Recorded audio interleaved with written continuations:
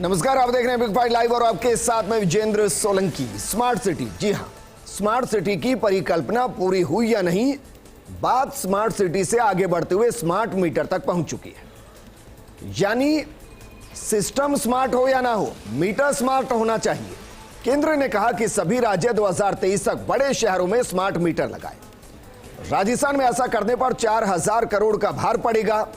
केंद्र कहता है कि 15% हिस्सा केंद्र राज्यों को दे देगा, लेकिन राजस्थान कहता है कि कम से कम 60% हिस्सा केंद्र दे।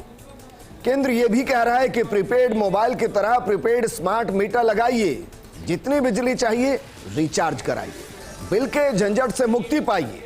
लेकिन राजस्थान कहता है कि अब मोबाइल भी प्रीपेड नहीं पोस्टपेड हो रहे हैं।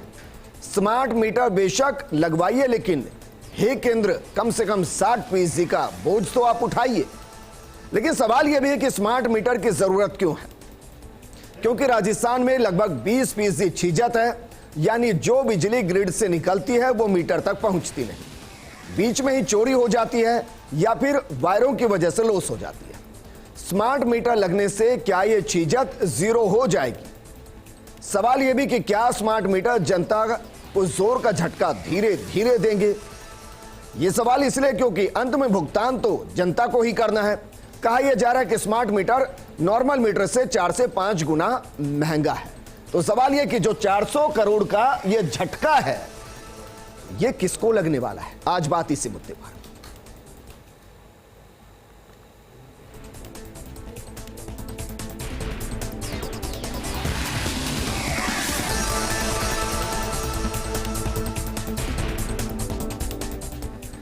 ये 400 करोड़ का झटका किसको लगने वाला है, ये हम आपको बताएं। उससे पहले दरअसल एक बिल दिखाते हैं कि वर्तमान स्थिति में जो बिल आ रहा है वो बिल किस तरीके का आ रहा है और उस बिल के अंदर क्या क्या चीजें जुड़ी हुई हैं। जरा इस बिल को देखिए। ये एक उपभोक्ता का बिल है, नाम वगैरह हमने हटा दिया उनका, लेकिन तारीख देखिए, ये 15/9/2021 को जनरेट हुआ 11/8/2021 से, यानी कि जो बिल है 26 दिन का है। पहले तो इसी कैलकुलेशन को समझ लीजिए कि 26 दिन का बिल है, जिसको 1 महीने का कहा जा रहा है, यानी कि 12 महीने में 48 दिन ज्यादा होंगे, 1.5 महीने का एक्स्ट्रा बिल आएगा। इसका मतलब क्या है, इसको समझिए। हर 26 दिन में आपके ऊपर जो अलग से सरचार्ज लग रहा है, स्थायी शुल्क लग रहा है 321 रुपए 75 पैसे का, फ्यूल सरचार्ज लग रहा है इस पर 67 रुपए का, इसके अलावा विद्युत शुल्क लग रहा है 86 रुपए का, नगरीय उपकर लग रहा है 32 रुपए का। इसको आप काउंट करेंगे तो आपको समझ में आएगा कि जो बिल 1835 का है वो लगभग 1328 का बिल, यानी कि 500 के आसपास ज्यादा आपको देने पड़ रहे हैं। इसमें गौर करने वाली चीज यह भी है कि 26 दिन का है, यानी जब आप 1 साल के बाद इसको कैलकुलेट करेंगे तो आपको 12 महीने नहीं बल्कि 13.5 महीने के लिए आपको स्थायी शुल्क देना पड़ेगा, फ्यूल सरचार्ज देना पड़ेगा, विद्युत शुल्क देना पड़ेगा, नगरीय उपकर देना पड़ेगा। तो सवाल यह है कि जो बिल राजस्थान में अभी तक 2 महीने में एक बार आता था और ये सारे शुल्क 2 महीने में एक बार लगते थे, वो शुल्क अब 13.5 महीने साल में लगेंगे। क्या इस वजह से विरोध होगा? क्या स्मार्ट मीटर का लगना इसलिए जरूरी कि कम से कम चीजें खत्म हो जाएंगी? प्रीपेड मीटर की तरह आप जैसे मोबाइल को यूज करते हैं, आप मीटर को यूज करेंगे, यानी कि जितनी बिजली आपको चाहिए उतना आप रिचार्ज करेंगे और उस हिसाब से आपको जितना कंज्यूम करना है आप कंज्यूम कर लेंगे। इस पर बात करने के लिए बेहद खास पैनल हमारे साथ मौजूद है कांग्रेस नेता आर तिवारी जी, बीजेपी नेता पंकज जोशी जी, पंकज गुप्ता जी हमारे साथ है जो कि उपभोक्ता हैं और उपभोक्ता मामलों के जानकार भी हैं। सवाल आर तिवारी जी आपके साथ। केंद्र कह रहा है कि स्मार्ट मीटर लगाइए। अब स्मार्ट होने में तो कोई बुराई नहीं, तो स्मार्ट होने में दिक्कत क्या है? सबसे पहले तो मैं कहना चाहता हूं विजेंद्र की, भारत में जब से बीजेपी की सरकार आई है, ये नया कंसेप्ट शुरू किया स्मार्ट सिटी, और पूरा देश जानता है कि नरेंद्र मोदी जी का जो एक दिवा स्वप्न था कि स्मार्ट सिटी बना करके हम शहरों को बहुत आगे ले जाएंगे जी। पूरे देश में स्मार्ट सिटियों की क्या हालात है ये हम सब देख रहे हैं। अब केंद्र सरकार फिर राज्यों पर एक अपनी बात को थोपना चाहती है स्मार्ट मीटर लगाएं, हमारा कोई विरोध नहीं है, सरकार का कोई विरोध नहीं है। सवाल है कि स्मार्ट मीटर की कीमत कौन देगा? हर उपभोक्ता पर लगभग 5,000 रुपए का एक मीटर लगाने की बाध्यता की जा रही है। 4,500 करोड़ रुपए का भार राजस्थान की कांग्रेस सरकार पे गिरेगा जी। 1,48,00,000 उपभोक्ता हैं राजस्थान में, उसमें अगर हम 14 लाख किसानों का उपभोक्ताओं का बिल छोड़ दें जी, तो स्मार्टफोन लगेगा 1,30,00,000 पर। सवाल है वो उपभोक्ता इस कोरोना के काल में जब उसकी आय कम हो गई है, उसके पास में आर्थिक संसाधन लेकिन कम आम हो आदमी गए की आय को आप ध्यान में रख रहे हैं, फिर अपनी आय को ध्यान में रख रहे हैं। अगर स्मार्ट मीटर लगेगा, प्रीपेड लगेगा, तो जो मैंने अलग अलग तरीके के शुल्क गिनाए थे वो शुल्क तो जाएंगे नहीं। आप 1800 के बिल के पे 500 रुपए के आसपास अलग अलग शुल्क हैं, उसके जितना मन में आएगा उतने का वो रिचार्ज करेगा, उतने बिजली उपभोग करेगा। हम स्मार्ट मीटर का विरोध नहीं कर रहे हैं जी। केंद्र की बाध्यकारी नीति, हमारे राजस्थान के विद्युत मंत्री माननीय बुलाकीदास जी कल्ला ने भारत के विद्युत मंत्री, ऊर्जा मंत्री माननीय आर.के. सिंह जी से कहा है कि आप जो 15% हमें सब्सिडी देना चाहते हो प्रत्येक उपभोक्ता के मीटर पर जी, वो हमको 60% चाहिए। अगर हम ये करें 5,000 आप तो मुझे बताइए, अगर 60% दे देंगे ये शुल्क खत्म होंगे या नहीं होंगे सर? ये तो खत्म हो जाएंगे ना, जब प्रीपेड हो जाएगा तो ये सारे शुल्क अपने आप ही खत्म हो लेकिन जाएंगे। राजस्थान तो सरकार ये कह रही है कि हमें प्रीपेड करना ही नहीं, पोस्ट पेड करना है। ये सारी बातें आगे की। सबसे पहले कि हमको उपभोक्ताओं पर 4,500 करोड़ का कैसे भार डालना चाहते हैं। पंकज जी, कोरोना काल में वैसे ही आदमी परेशान है, सरकार की अर्थव्यवस्था वैसे बेकार, जीएसटी जब से लागू हुआ प्रदेश सरकारों की अर्थव्यवस्था बिगड़ी हुई, यहां डिस्कॉम की बात करें तो भारी घाटे में। ऐसे में अगर 4,000 करोड़ का ऊपर से भार डाल दोगे, काम कैसे चलेगा? देखिए विजेंद्र भाई, मैं आपको बहुत चीज बताता हूं। 27 अगस्त 2021 को आपने जो है सेंट्रल कॉर्पोरेशन से एग्रीमेंट किया है बिजली खरीद का। जो यूनिट का आपने जो है 1200 मेगावाट बिजली खरीद रहे हैं, उसकी रेट क्या है? ₹2.77 600 मेगावाट, ₹2.78, 1 पैसे का फर्क है। ₹2.77 जो है 600 मेगावाट, 600 मेगावाट ₹2.78। केंद्र सरकार ने पूछा इनके सरकार से और जो है सेक्रेटरी से कि भाई 2.78 की बिजली ₹11 में दे रहे हो, ऐसा क्या है परेशानी आपके पास में? और सरकार ने कहा कि साहब हमारी जो चीजत है, क्योंकि आप जो है मुख्यमंत्री जी का एक स्टेटमेंट पढ़िए जो पिछली बार वसुंधरा जी की सरकार में था, जब 16% 17% जब चीजत थी तो इन्होंने कहा 17% चीजत है। अब की जो छीजत है वो 27% है, 20% नहीं है, 27% छीजत है। उस छीजत में जो है मैक्सिमम 87% छीजत केवल और केवल जो है पूर्वी राजस्थान से है, जहां पर एक डिस्कॉम ये कहता है, पूरा का पूरा डिस्कॉम, कि हमें जो है वहां पर जो है स्थायी शुल्क भी जो देना पड़ता है। पहली बात। दूसरी बात, मुझे बताइए कि 16,500 करोड़ रुपए आपने पिछले 2 सालों में पेमेंट किए हैं। किस बात के? सूरतगढ़ और धौलपुर प्लांट के लिए, जिसमें आपने सूरत को चलाया केवल 13 दिन और धौलपुर को चलाया 3 दिन, और जिसके अंदर टोटल जो यूनिट आपके आएंगे तो उसमें बिल्कुल नगण्य मात्र यूनिट है, लेकिन उनको फिक्स चार्जेस का भुगतान करना पड़ा। दूसरी बात, और जो ये बात करें 4,000 करोड़ की, मुझे बताइए कि ये एग्रीमेंट किसने किया था कि जो है ऑस्ट्रेलिया के कोल से जो है बिजली बनेगी, उसको कोल का जो पैसा होगा उस 5,400 करोड़ रुपए जो अस्थायी शुल्क एडिशनल दिया गया है, वो समझौता किसने किया था भाई?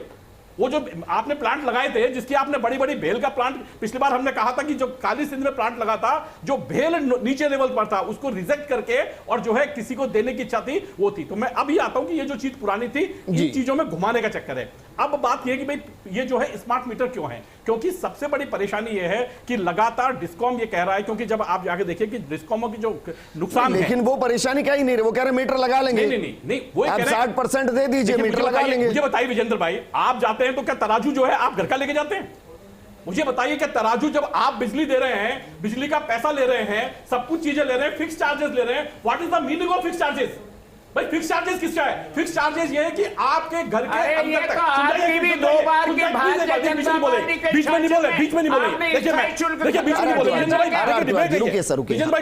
मैं कह रहा हूं आपको कि आपने देखा होगा कि यदि कभी भी अभी भी कोई फॉल्ट होता है तो फॉल्ट होने के बाद जैसे ही टीम आती है, फॉल्ट टीम आती है, फॉल्ट टीम ये कहती है कि मीटर तक की लाइट हमारी गारंटी है, मीटर के बाद की गारंटी आपकी है, आप रिपेयर कराएंगे। इट मींस यानी कि मीटर तक गारंटी आपकी है, मीटर आप तक देंगे। अब मुझे बताइए कि मीटर देने का काम किसका? लेकिन केंद्र सरकार ने यह कहा क्योंकि रिसोर्सेज पर सबका अधिकार है। रिसोर्सेज, ये देश के जो रिसोर्सेज हैं, ये केवल पैसे से नहीं खरीदे जाते और पैसे से नहीं बनते। इन्होंने कहा कि भाई रिसोर्सेज का सर्वोत्तम उपयोग हो, सर्वोत्तम उपयोग देश के लिए हो। इन्होंने कहा कि जो है ये कोई स्टेट का विषय नहीं था कि 15% केंद्र सरकार दे, क्योंकि बिजली देना और बिजली देना ये सरकार का काम है पूर्ण रूप से।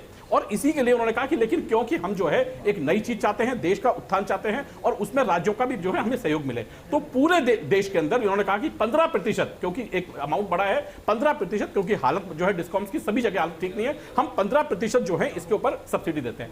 अब एक चीज है कि आपने कहा कि सब 4000 करोड़ रुपए, अब मुझे बताइए कि आप जो लोग बिजली बचत होगी, क्या उसमें से आप किसी को देंगे? भाई आप जो 20% पंकज गुप्ता जी, मैं एक कैलकुलेशन अगर करूं और जिस तरीके के मैंने शुल्क गिनाए, क्या ये शुल्क इससे बहुत कम है? जो 4000 करोड़ प्रदेश सरकार कह रही है कि अगर उसमें से 60% मिल जाए तो हम प्रीपेड या फिर जो भी है स्मार्ट मीटर लगाने को तैयार हैं। सवाल यह भी है कि क्या स्मार्ट मीटर से आम आदमी को कोई फायदा होगा या नहीं होगा?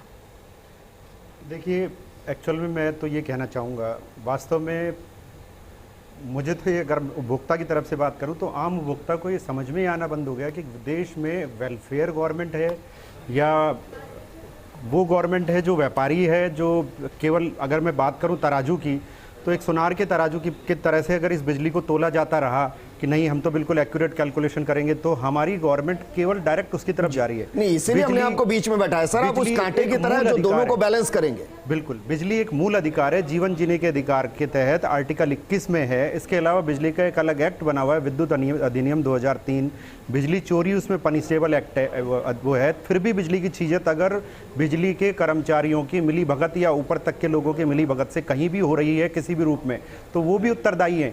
आईपीसी में बकायदा वो 120B के अंदर। सर मेरी डिबेट थोड़ी छोटी होती है, मैं इसलिए आपको कह रहा हूं कि ये बताइए कि स्मार्ट मीटर जिसको लेकर इश्यू हो रहा है वो जनता के हित में है या नहीं है? वो जनता के हित में स्मार्ट मीटर नहीं है, वो केवल गवर्नमेंट के हित में है, क्योंकि वो और एक्यूरेट साहूकार की तरह से तोलेंगे। आज जो बिजली की एक्यूरेसी है उसका लेवल थोड़ा सा लिबरल है, वो और ज्यादा हार्ड करके गवर्नमेंट अपने वेलफेयर की तरफ जा रही है। आज एक उदाहरण लेते हैं सर, मानिए मैंने अपने घर में स्मार्ट मीटर लगाया। हाँ, मैंने अपने घर में स्मार्ट मीटर लगाया, मुझे 250 रुपए की बिजली चाहिए। हाँ, तो 250 की बिजली मुझे मिलेगी। हाँ, सवाल मेरा यह है, उपभोक्ता जो पूछना चाह रहा है कि जो ये अलग अलग तरीके के शुल्क लग रहे हैं, हाँ, क्या 250 रुपए मुझे पे करने के बाद 210 रुपए की बिजली मिलेगी, 190 रुपए की बिजली मिलेगी या 250 की मिलेगी? सवाल ये है सर। वो चीज तो इन्होंने डिक्लेयर ही नहीं की, क्योंकि स्मार्ट मीटर में भी अगर वो शुल्क ऐड करके ये भेजते रहे, या प्रीपेड के अंदर भी वो शुल्क है, क्योंकि आज बरसों से भी मैं बिजली के मीटर का पैसा दे रहा हूँ, बिजली का मीटर का पैसा खत्म ही नहीं हो रहा, उसका किराया मैं आज भी भर रहा हूं। ऐसा कितना बड़ा किराया है उसका, कितना महंगा मीटर था जिसका किराया मैं आज तक नहीं। लेकिन ये तो होगा ना सर, अगर हम मोबाइल यूज करते हैं प्रीपेड और 100 रुपए का रिचार्ज करते हैं तो होता है ना कि 2 GB मिलेगा, 3 GB मिलेगा, इतना मिलेगा, इतना मिलेगा, जितना डाटा मिल रहा है तो डिक्लेयर होगा सर। मैं जितना खर्च कर रहा हूँ, जितना डाटा मुझे मिल रहा है बिजली में, जितनी मुझे मिलेगी मैं उतना खर्च करूंगा, ओके।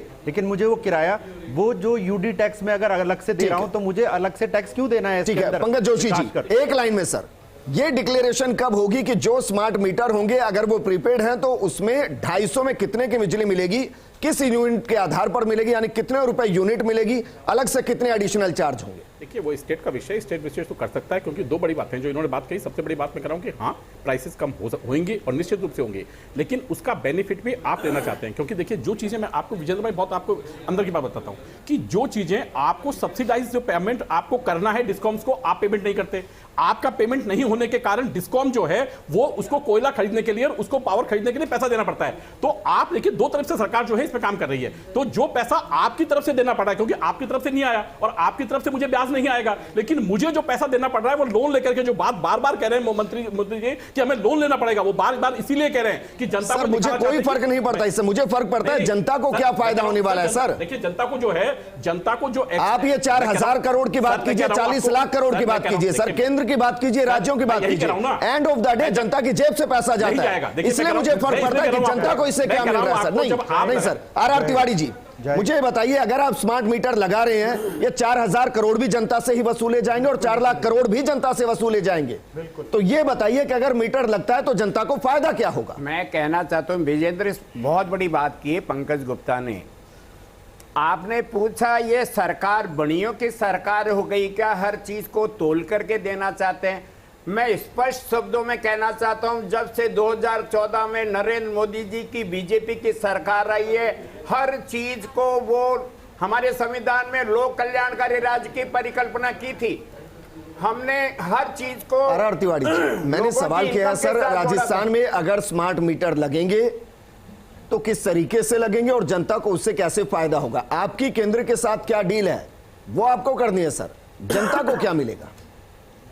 अरे भाई, सवाल सबसे पहले तो ये कि 4,500 करोड़ का खर्चा फिर उपभोक्ता के जिम्मे पे आएगा। ठीक है सर, मुझे क्योंकि मुझे प्रोग्राम क्लोज करना है। आर तिवारी जी, आपके पास ये कैलकुलेशन तो होगी सर, आर तिवारी जी आपके पास ये कैलकुलेशन तो होगी सर, जब से 26 दिन का बिल बनना शुरू हुआ है और अलग अलग तरीके के चार्जेस लग रहे हैं, सर बताइए हर महीने बिल से इतर जो चार्ज लगता है उसने कितने हजार करोड़ का राजस्व मिलता है? विजेंद्र, मेरे को आज पहली बार सच्चाई का पता लगा कि 26 दिन का डिस्कॉम वाले उपभोक्ताओं को बिल दे रहे हैं। मैं सच्चाई में कह रहा हूं, मैं कांग्रेस का प्रतिनिधि हूं और ये बात भी आश्चर्यजनक है कि हर उपभोक्ता को 13.5 महीने का पैसा चुकाना पड़ रहा है।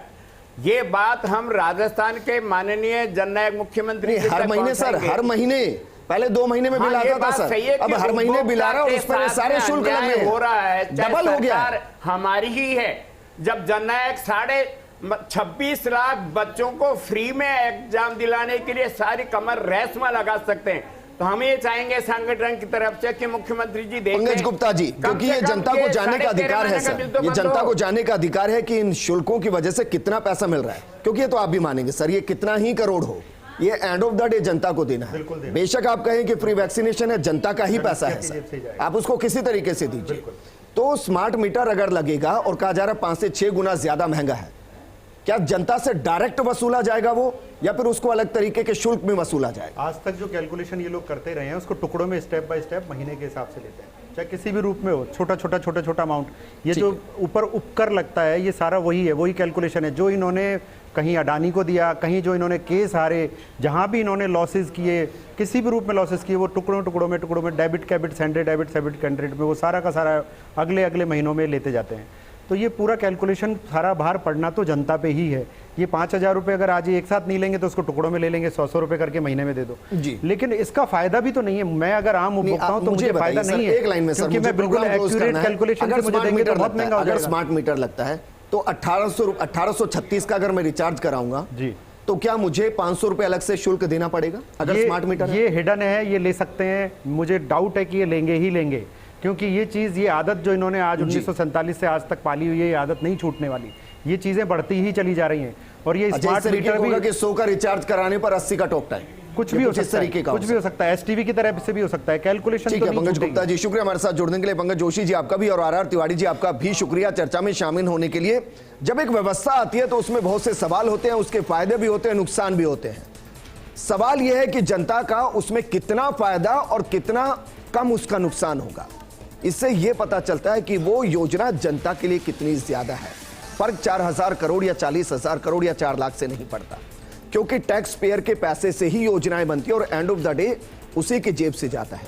उसको उसके बदले में कितना मिल रहा है, इस पर फोकस होना चाहिए। इस प्रोग्राम में फिलहाल इतना ही, लेकिन आप बने रहिए फर्स्ट इंडिया न्यूज के साथ। नमस्कार।